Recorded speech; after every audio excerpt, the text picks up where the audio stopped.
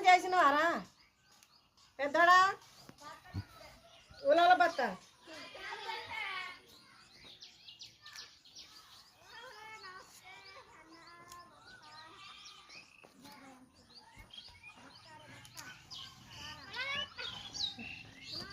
అరే అది మాది ముద్దు పేరు రా చిన్నప్పుడు పెట్టుకున్న ఉలాల బత్త అని మళ్ళా